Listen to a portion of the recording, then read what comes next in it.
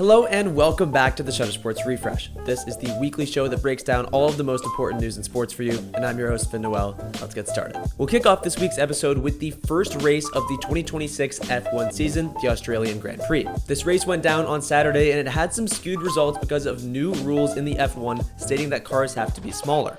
The reigning constructor champions from last year, McLaren, were suddenly not at the top of the standings anymore as Mercedes finished with the top times in qualifying races. And in the actual race, it was Mercedes who finished with the top two actual drivers. George Russell finished in first with A.K. Antonelli finishing in second, and it was Ferrari, another dark horse constructor, who finished in third and fourth with Charles Leclerc and Lewis Hamilton.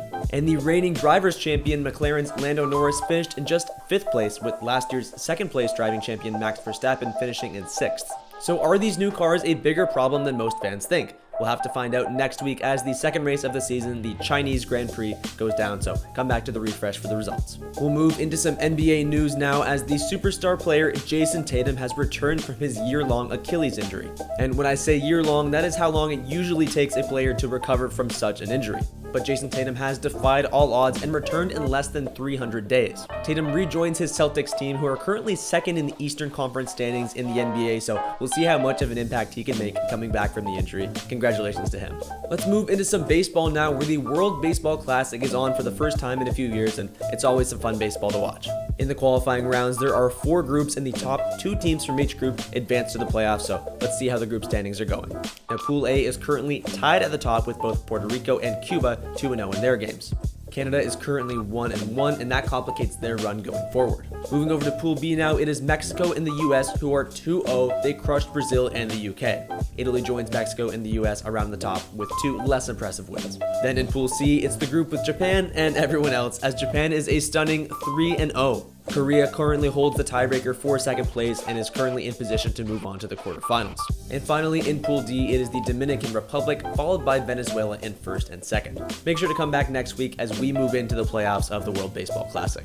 Let's move on to UFC now, where we had UFC 326 go down over the weekend. The main fight in this event was for the BMF, or Baddest Mother Effer belt, between current champion Max Holloway and contender Charles Oliveira. Now, these two last fought over 10 years ago in 2015, where Max Holloway took a win, but slightly due to a Charles Oliveira injury.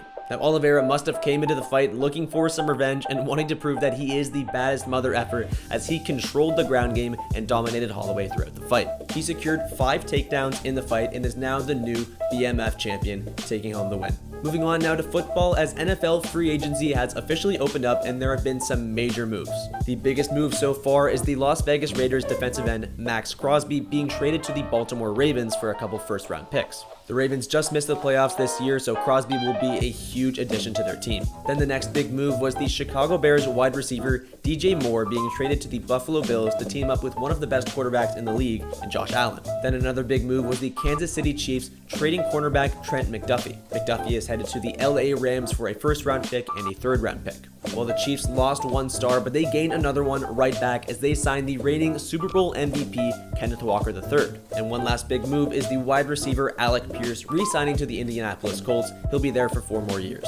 And that is just the tip of the iceberg in NFL free agency. Again, it just started, so come back to the refresh next week and we'll give you more updates. Let's move on into some soccer now, as the round of 16 is about to go down in the Champions League. The first games of these 2-game series take place this week, so here are the matchups. It is PSG taking on Chelsea, Liverpool taking on Galatasaray, Real Madrid taking on Man City, Bayern Munich taking on Atalanta, Newcastle taking on Barcelona, Atletico Madrid taking on Tottenham, Arsenal taking on Leverkusen, and finally Bodo Glimt, who have been on a ridiculous run this playoffs, taking on Sporting CP. Those games kick off on Tuesday, so make sure to come back to the refresh next week as we're getting into the nitty-gritty of the Champions League playoffs. And for our last piece of news this week, as you may have noticed, it is March, and that means none other than March Madness is starting up in a couple weeks. The college basketball playoffs are always crazy, and a ton of teams just won their conference tournaments to earn their way into the March Madness tournament, so here are the biggest winners. First off, in the ASUN conference, it was Central Arkansas and Queen's University who both made improbable runs.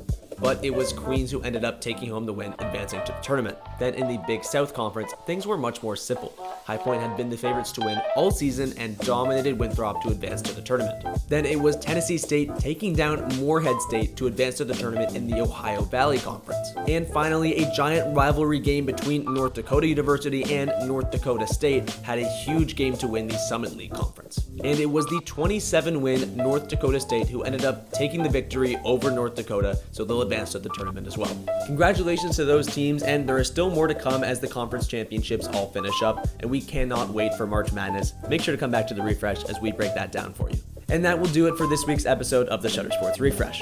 I've been your host, Finn Noel, and I hope you enjoyed watching today. You can check me and our writer, Lucky Roberts, out on Instagram right below my head. And make sure to check out the Shutter Sports Refresh on Instagram as we bring you breaking news, not just weekly recaps. Thanks for watching.